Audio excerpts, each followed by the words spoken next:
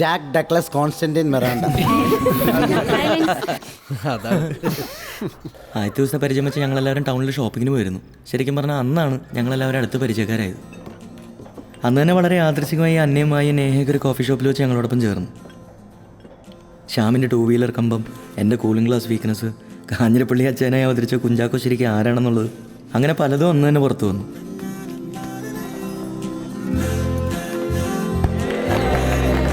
Seniors അവരുടെ പരിക്കം പ്രകടനം ഞങ്ങളുടെ മുമ്പിൽ കാണിക്കാൻ പരമാവധി ശ്രമിച്ചു. ആദ്യത്തെ കുറച്ച് ദിവസത്തേക്ക് മാത്രമേ ഇതുണ്ടാവുമെന്ന് അറിയാവുന്നതുകൊണ്ട് സഹിച്ചു മുന്നോട്ട് പോകാൻ തന്നെയായിരുന്നു ഞങ്ങളുടെ തീരുമാനം. ഇടയ്ക്കിടയ്ക്ക് ബൊട്ടാണിക്കൽ ഗാർഡനിലും ഗ്രൗണ്ടിലും കണ്ടിരുന്ന മസ്താനെ പറ്റി പല കഥകളും പലരും പറഞ്ഞ് കേട്ടു തുടങ്ങി. ഇവരുടെ ഗേൾസ് ഹോസ്റ്റലിലെ പോലെ അത്ര ശാന്തമായിരുന്നില്ല ഞങ്ങളുടെ മെസ്സിലെ കാര്യങ്ങൾ. രാത്രി ഭക്ഷണം കഴിഞ്ഞ് വരാന്തയിലെ സ്പീക്കറിൽ അടിച്ചുപൊളി പാട്ടുകൾ എന്നും പതിവായിരുന്നു. കോളേജ് വിട്ടു വന്നു കഴിഞ്ഞാൽ കായൽ ഉൾപ്പെടെയുള്ള കോളേജ് ടീമിൻ്റെ പരിശീലനം കണ്ടിരിക്കൽ ഞങ്ങൾക്കൊരു ശീലമായി. വളരെ കുറച്ച് ദിവസങ്ങൾക്കുള്ളിൽ തന്നെ ഞങ്ങൾ ക്യാമ്പസും ഹോസ്റ്റലും ഒക്കെ ആയിട്ട് ഇണങ്ങിച്ചേർന്നു.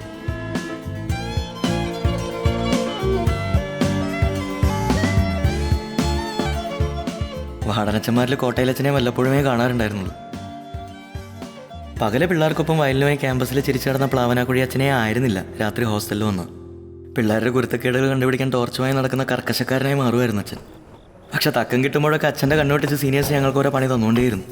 മിക്കവാറും വരാന്തകളിൽ വെച്ചായിരുന്നു അവരെ ചോദ്യം ചെയ്യൽ. നിന്നെ കണ്ടിട്ട് ഞങ്ങളെക്കാൾ സീനിയറാണ് തോന്നുന്നുണ്ടല്ലോടാ. ഇടയ്ക്ക് വേറെ ഒരു കോഴ്സിന് 2-3 വർഷം പോയിരുന്നു. നിന്നെ ഒന്നും ഉണ്ടാക്കിയ കമാൻഡോ സാറൊക്കെയാടാ? അതെന്റെ കസിന്റെ സ്റ്റാഫുകളാണ്. കസിനെന്താടാ പണി? അവർക്ക് ബാർ ഹോട്ടൽ ബിസിനസ്സാണ്. ഏത് ബാറാടാ? പലയിടത്തും ഉണ്ട്. ക്രൗൺ, അഞ്ജലി, സംഗീത. നീ അപ്പൊ ഈ തോട്ടാശ്ശേരി മാർട്ടിന്റെ ഫസ്റ്റ് കസിനാണ്. ഒരു മിനിറ്റ്, അജു ഇതിനു മുമ്പ് എവിടെയായിരുന്നു? ദുബായിലായിരുന്നു. പിന്നെ ഒരു കാര്യം, നിങ്ങൾക്ക് ഇനി എന്നെ ചോദ്യം ചെയ്യാനുണ്ടെങ്കിൽ ഇപ്പൊ തന്നെ ഞാൻ വരാം. പക്ഷേ അത് കഴിഞ്ഞ് നാളെ മുതൽ എന്റെ മെക്കിട്ട് കയറാൻ വരരുത്. ഓക്കെ? അജു ആരാണെന്ന് ഞാൻ അവർക്ക് പറഞ്ഞ് മനസ്സിലാക്കി കൊടുത്തു. ഇനിയിപ്പോ അജു നമ്മുടെ ആളല്ലേ? ഏത് അജു ആയി, അജുവിന്റെ പാടായി. ഏത്? ഓക്കെ, വാന്ന്. ഇവര് 6 പേരും ഒരു റൂമിലാണത്രേ. ഇതിൽ ഞാൻ ശ്യാമ ഒരു റൂമിൽ. ഹോസ്റ്റലിൽ സീനിയേഴ്സിനൊക്കെ സദ്യയൊക്കെ ഉണ്ടായിരുന്നു. ഇന്നലെ ചില കലാപരിപാടികളൊക്കെ ഉണ്ടായിരുന്നു, പക്ഷെ വലിയ കുഴപ്പമില്ല. നിങ്ങൾക്കോ? ഇവിടെ ചില പണക്കാർ സീനിയേഴ്സിന്റെ ചൂണ്ടയെ കൊളുത്തിയതുകൊണ്ട് വേറെ ആർക്കും വലിയ പരിക്കില്ലേ. ഇവര് നിങ്ങളുടെ ഹോസ്റ്റലിൽ തന്നെയാണോ? അവര് ഫസ്റ്റ് ഫ്ലോറിൽ. ഓ, എന്തോ അവർക്ക് നമ്മുടെ കമ്പനിയൊന്നും അത്രയ്ക്ക് ഇഷ്ടപ്പെടല്ലാന്ന് തോന്നുന്നു. അതൊന്നും കാര്യമാക്കണ്ട. എന്തായാലും നമ്മൾ തമ്മിലൊരു ജാടിയും പാരവപ്പില്ലാതിരുന്നാ മതി. അല്ല, ശ്യാമിൻ്റെ അമ്മയ്ക്ക് എന്താ പറ്റിയത്? എങ്ങനെ അറിഞ്ഞു? അതന്ന് റാഗിതിപ്പോ കേട്ടിട്ടുണ്ടാവല്ലേ? അത് അമ്മ ബസ്സിൽ നിന്ന് വീണതാ. ഡോറില്ലാത്തൊരു ബസ്സായിരുന്നു, പക്ഷെ ഇപ്പോ പൂർണ്ണമായും കിടപ്പില്ല. അയ്യോ. അതെ, പരിചയപ്പെട്ടിട്ട് കുറച്ച് ദിവസമായെങ്കിലും ഞാനൊരു കാര്യം മനസ്സിലാക്കി. ഈ ശ്യാം ഒരു കിടില സംഗീത പ്രേമിയാണ്. ഇവന്റെ ഒരു വലിയ കളക്ഷൻ തന്നെ എന്നെ കാണിച്ചു തന്നു. 99% ഒരൊറ്റ ആളുടെ. ആര്യ? എനിക്ക് റഹ്മാൻ സാറിനെ ഭയങ്കര ഇഷ്ടമാണ്. കക്ഷി ഫുൾ ടൈം പാട്ട് കേൾക്കലും പാട്ട് പാടലും. ഓ, ശ്യാം പാടുകയും ചെയ്യോ? ചെറുതായിട്ട്. Future music director mister Shyam. എന്റെ പൊന്നെ, ഡാഡി ഇപ്പൊ ഷിപ്പില, അല്ലെങ്കിൽ എന്നെ കൊണ്ടുപോകാൻ വന്നേനെ.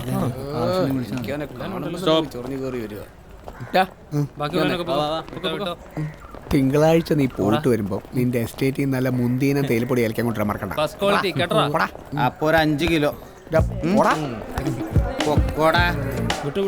കടപ്പുറത്ത് ഇവിടെ ഏലക്ക. എത്തിയിട്ട് വിളിക്കട്ടോ. ഓക്കേടാ, ബൈ ബൈ ബൈ.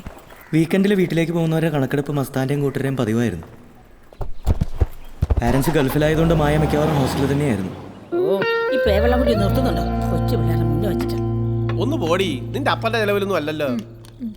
എന്റെ പൊന്നും കൂടെ ഒരാഴ്ച മാറി ഇന്നേച്ച് വന്നേക്കുവാ. അതിന്റെ സന്തോഷത്തിലല്ലയോ? അതവള് ഒരാഴ്ച ഇല്ലാത്തതിന്റെ വിഷമത്തിലല്ല. നിർത്തി. എങ്ങനുണ്ട് നിന്റെ കോളേജും ഹോസ്റ്റലും ഒക്കെ? പറ. കോളേജ് സൂപ്പറാ. ഹോസ്റ്റൽ ഒന്ന് രസമായി കിട്ടാൻ കുറച്ച് സമയം എടുക്കും.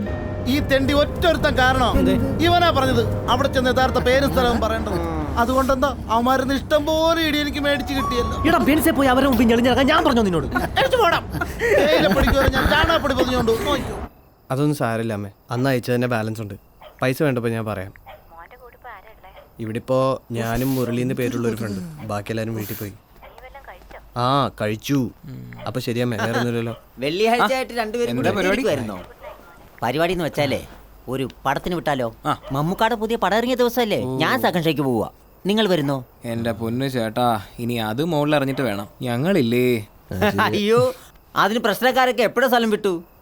ക്ലീറ്റസും ടീമും ഒക്കെ വാഗമണ്ണ് ടൂർ പോയി. പിന്നെ ഇവിടെ ഇപ്പൊ ആകെ ഉള്ളത് മസ്താനും ഗ്യാങ്ങുവാ. പിള്ളേരൊക്കെ പോയപ്പോ ഹോസ്റ്റലൊന്ന് ഉറങ്ങിയല്ലേ? ആ ഉള്ളതാ അച്ചു. ആരൊക്കെയാ ഇരിക്കുന്നത്? ബാക്കിയുള്ളവന്മാരൊക്കെ പോയപ്പോ രണ്ടുപേരും തനിച്ചായോ? വല്ലതും കഴിച്ചോടാ? എന്നാ പിന്നെ ഗുഡ് നൈറ്റ്. Good night. ഇവന്മാരിങ്ങനെ ഒറ്റയ്ക്ക് ഇരിക്കുന്ന കണ്ട ആ പാഷാണങ്ങളൊക്കെ മുകളിലുള്ളതാ. ഒന്നുമില്ല അച്ചു, അവന്മാര് വല്ല തമാശ. അതെ അതെ, ഈ ജെയിംസ് അച്ഛനെ എല്ലാത്തിനും ലാളിച്ച് വഷളാക്കുന്നത്. അതുകൊണ്ടെന്താ ഒരുത്തരം എന്നെ കണ്ടുകൂടാ.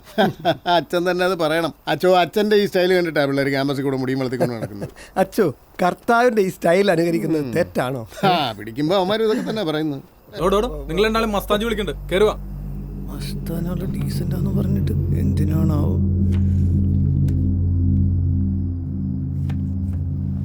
നിങ്ങൾ രണ്ടുപേരും മാത്രമേ ഉള്ളൂ താഴെ. നിങ്ങളെന്താ പോകത്തെ? എൻ്റെ വീട് ദൂരെയാ, പിന്നെ ഇവന് പോകാൻ ഇവിടെ ആരുമില്ല.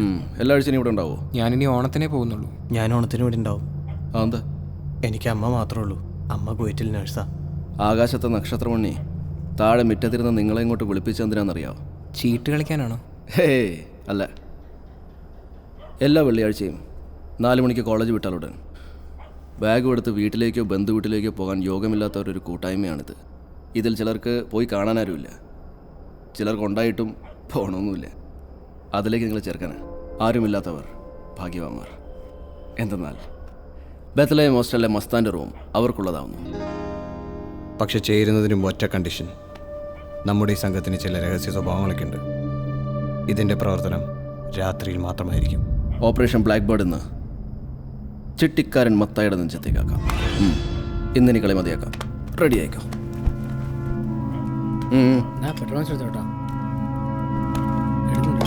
കോംറേഡ്സ്, നമ്മുടെ പാതയിൽ ഉഗ്ര സർപ്പങ്ങളുണ്ടാവാം, ചതിക്കുഴികളുണ്ടാവാം. നിങ്ങൾ പേടിച്ചോടൂ? ഒരിക്കലുമില്ല.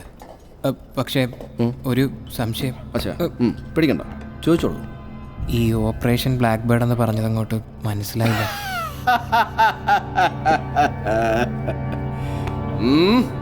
ഓപ്പറേഷൻ ബ്ലാക്ക് ബേർഡ് പച്ച മലയാളത്തിൽ പറഞ്ഞാൽ ഒരു തെണ്ടിയുടെ വീട്ടിൽ നിന്ന് കോഴിയെ കക്കൽ.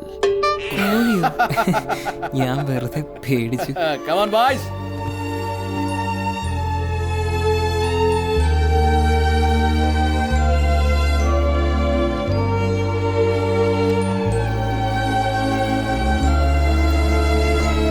ഏതോ ജനലൊന്നും തുറന്നിടുന്നത് ഈ മുടിഞ്ഞ കാറ്റങ്ങാനും വന്ന് എന്റെ ബിഗ് എവിടെ പോയി. എന്റെ കഴിഞ്ഞ ക്ലാസ്സിൽ നിങ്ങൾ 4 പേരില്ലായിരുന്നു, പക്ഷെ എല്ലാവരുടെയും ഹാജർ വന്നിട്ടുമുണ്ട്. ഇയാളാണ് അവരുടെ കള്ളഹാജർ അടിച്ചത് ഞാൻ അറിഞ്ഞു. ഇനി ആ കള്ളക്കളി വേണ്ട. അറ്റൻഡൻസ് എടുത്തു കഴിഞ്ഞാൽ ആർക്ക് വേണേലും ചോദിച്ചിട്ട് പോവാം. No problem. Okay sir. എല്ലാവരോടും കൂടിയാ പറഞ്ഞത്. വെൽക്കം.